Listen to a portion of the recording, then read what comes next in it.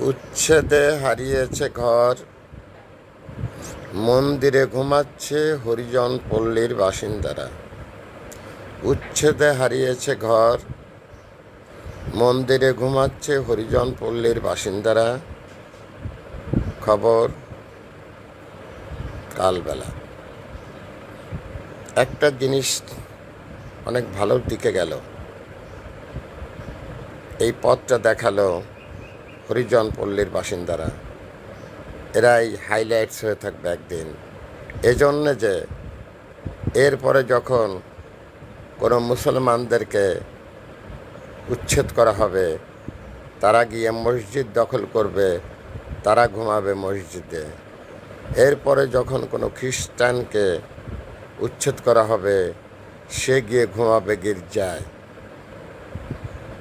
Very fine, I am so happy this thing.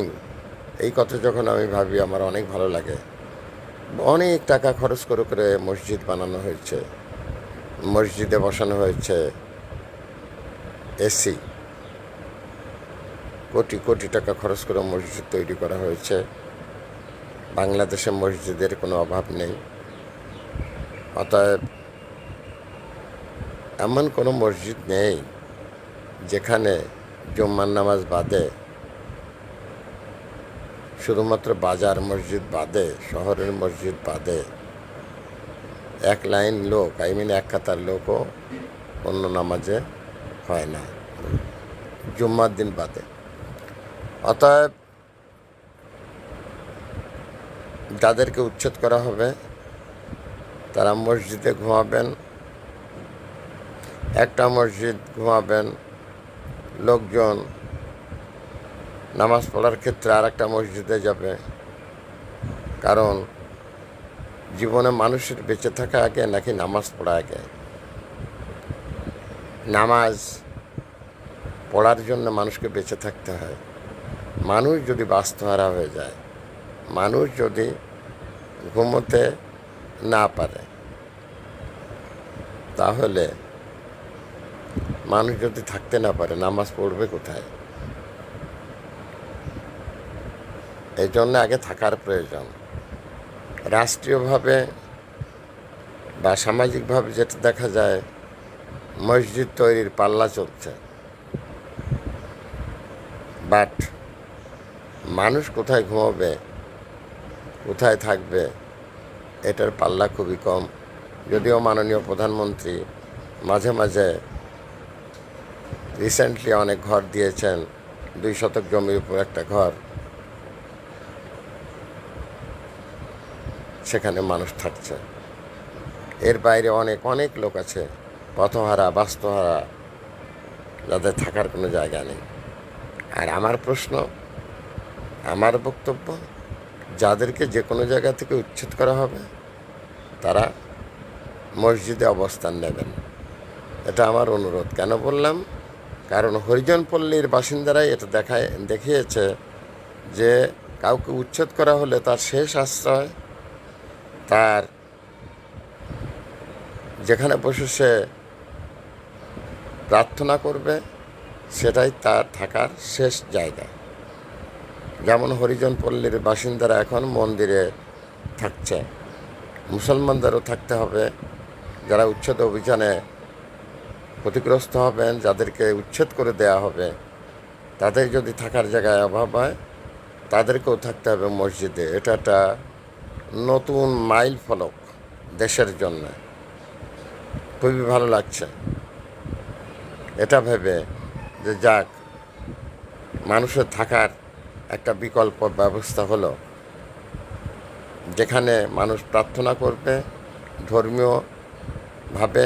মসজিদ, মন্দির, গির্জা, প্যাগোডা হবে মানুষের, যারা উচ্ছেদ হবে তাদের থাকার জায়গা। তাছাড়া আর কোনো উপায় তাদের সামনে খোলা নেই। এই নিউজটা দেখে সেটাই আমার কাছে মনে হলো। অনেকে আমার কাছে প্রশ্ন রাখেন, আপনি খালি গায়ে থাকেন কেন?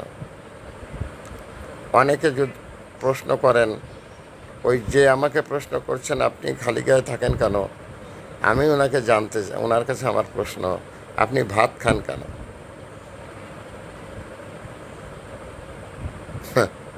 আমি কেন খালি গায়ে থাকি?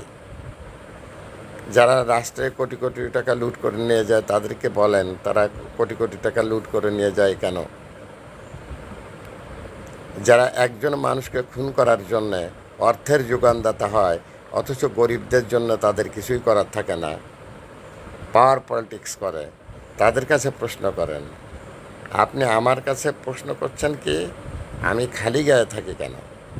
আমি খালি গায়ে এই জন্যে থাকি, আমি হার্টের পেশেন্ট, যার জন্য আমাকে খালি গায়ে থাকতে হয়। গরম আমি সহ্য করতে পারি না।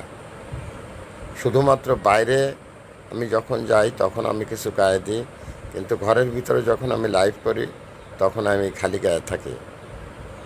খালি গায়ে থাকার পাপ এত বেশি না যে একজনের মাথায় বাড়ি দিয়েছি তার থেকে পাপ বেশি হবে। খালি গায়ে থাকার পাপ এত বেশি না মসজিদের সামনের কাতারে নামাজ পড়ে বাইরে এসে মানুষের অর্থ লুট করে নিলাম।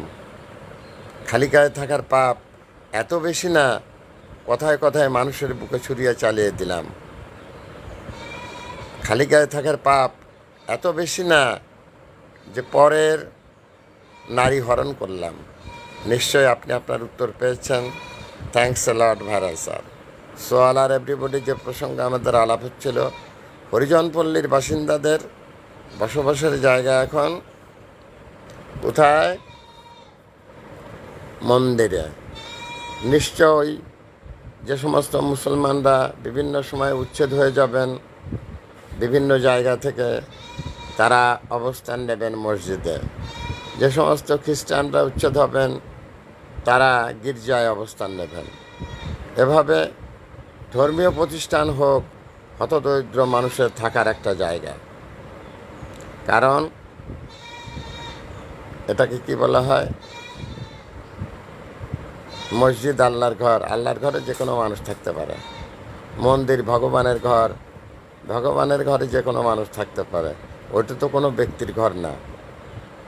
অতএব আল্লাহর ঘরে যখন কেউ থাকতে যাবে তাকে আপনি বাধা দিতে পারেন না।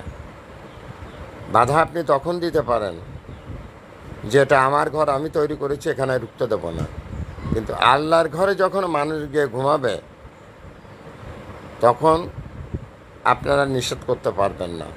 আর এই নিষেধ আপনাদের জন্য বৈধ না। আমি কি বোঝাতে পারছি? আল্লাহর ঘরের রক্ষণাবেক্ষণ যারা করছেন তাদেরকে বলছে, যখন মানুষের থাকার জায়গা থাকবে না তখন তারা আল্লাহর ঘরে যেয়ে ঘুমাবে। এটাই আমার কাছে মনে হয়, এবং আমি এই পরামর্শই মানুষকে এখন দেব। যাদের থাকার কোনো জায়গা নেই তারা মসজিদে গিয়ে ঘুমাবেন, যারা মুসলিম ধর্মাবলম্বী। এই হলো অবস্থা, এই হলো দেশের মানুষ। গরিব মানুষের টিফিন বাটি যদি চেক করা হয় তার ভিতরে দেখা যাচ্ছে শুধু কুমড়ো ঘুটা। এরকম একটি নিউজ দেখলাম। আপনারা কেন গরিবদের টিফিন বাটি দেখেন? আপনারা কেন গরিব মানুষের কাছে প্রশ্ন করেন গরিব মানুষ কেমন আছে? আজও কি জানতে আপনাদের এত কষ্ট হচ্ছে যে এদেশে বছরে বহু লোক, প্রতিদিন বহু লোক ওষুধের অভাবে মারা যাচ্ছে, তার মধ্যে একজন আমি।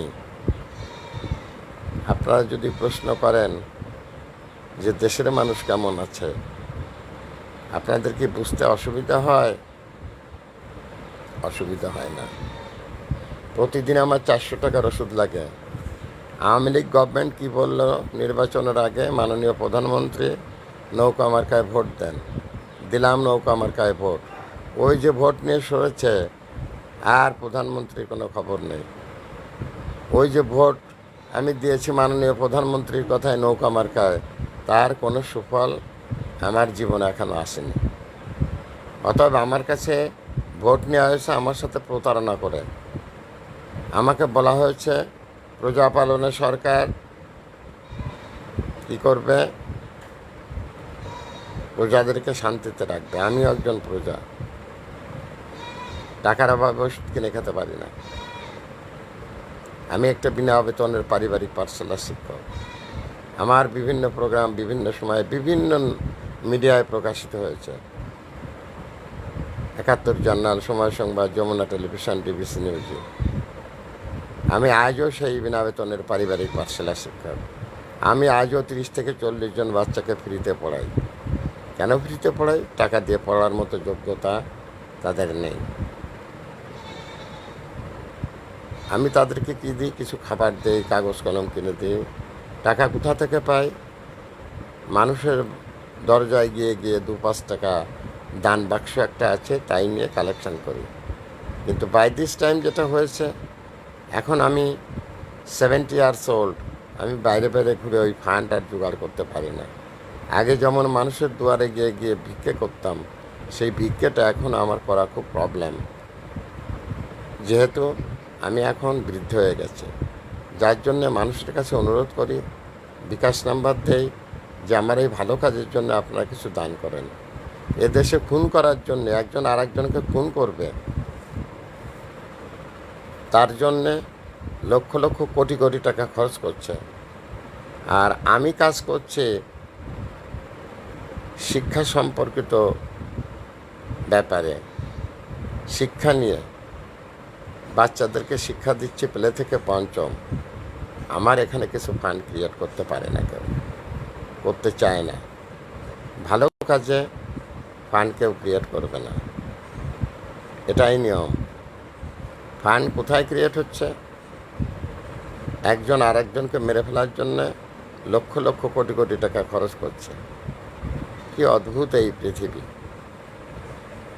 তাই অনেক দুঃখ ভরা হৃদয়ে আজ আমার বলতে হচ্ছে, নৌকা মার্কায় ভোট দিয়ে আমার কোনো সুফল হয়নি। নৌকায় যারা ভোট চেয়েছেন, নৌকা